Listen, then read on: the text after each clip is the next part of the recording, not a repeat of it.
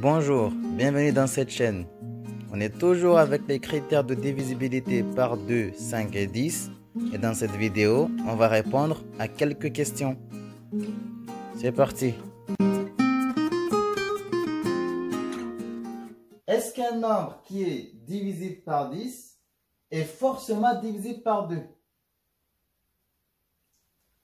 Et deuxième question, c'est la réciproque. Est-ce qu'un nombre qui est divisible par 2 est forcément divisible par 10?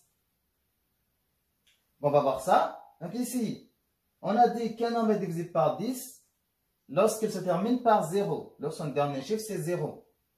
Donc ici, par 10, c'est 0. Mais si un nombre se termine par 0, on a dit aussi que c'est aussi divisible par 2. Donc ici, on peut dire qu'un nombre qui est divisible par 10, donc se termine par 0, est forcément divisible par 2. Bien, donc le premier, c'est oui. Ça marche tout le temps. Maintenant, l'inverse, la réciproque. Donc un nombre qui est divisible par 2, on a dit, c'est son dernier chiffre, et 0, 2, 4, 6, 8. Donc ici, quand le chiffre se termine par 0, ça marche, c'est bien divisé par 10. Mais si le nombre se termine par 2, 4, 6 ou 8, ben on voit que c'est faux. Et en mathématiques,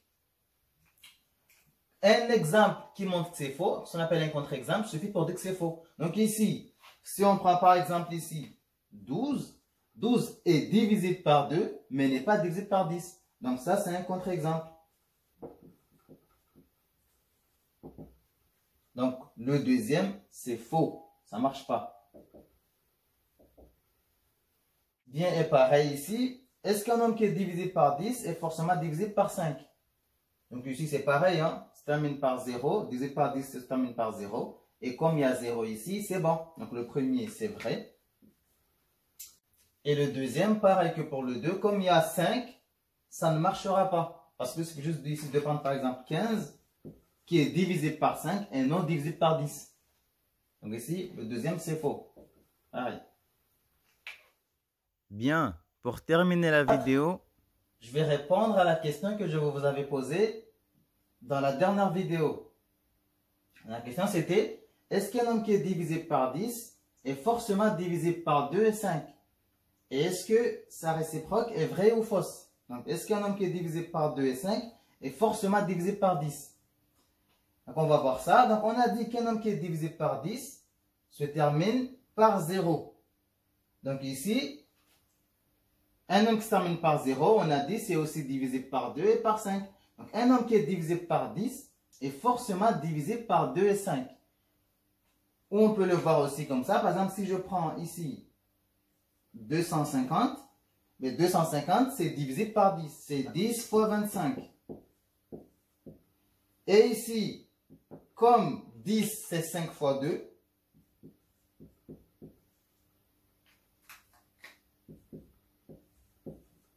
donc 250, c'est aussi égal à 5 fois 2 fois 25. Donc c'est divisé par 5. Et on peut inverser le 2 fois 5. Donc on peut marquer 2 fois 5 après fois 25. Et 250, c'est aussi égal à 2 fois 5 fois 25. Autrement dit, 250, c'est égal à 5 fois 50. Mais c'est aussi égal à 2 fois 125. Donc, tout ce qu'on a marqué ici veut dire que 250 est divisé par 10. C'est aussi divisé par 5. Mais c'est aussi divisé par 2. On peut aussi le voir comme ça. Donc, le premier, c'est vrai. Bien, regardons le deuxième. Donc, est-ce qu'un nombre qui est divisé par 2 et par 5 est forcément divisé par 10? Attention, il faut bien faire attention à ça. Le et, ça c'est pas le ou, c'est le et. Donc ici, un nombre qui est divisé par 2 et par 5, c'est un nombre qui se termine forcément par 0. C'est la seule possibilité. Pour qu'un nombre soit à la fois divisé par 2 et par 5, c'est que ce nombre se termine par 0. Donc c'est la seule possibilité. Pourquoi? Parce que ici, le dernier chiffre que les deux nombres ont en commun, c'est 0. Donc ici, un nombre qui est à la fois divisé par 2 et par 5, c'est un nombre qui se termine par 0.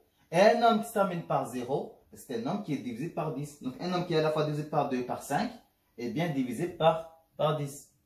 Ou on peut le faire comme l'autre qu'on avait fait. Donc un nombre qui est divisé par 2 et par 5, c'est un nombre qui s'écrit 2 fois quelque chose et 5 fois quelque chose. Autrement dit, c'est un nombre qui s'écrit 2 fois 5 fois quelque chose. Et comme 2 fois 5 c'est 10, mais c'est 10 fois un nombre. C'est pareil que ce qu'on a écrit avant.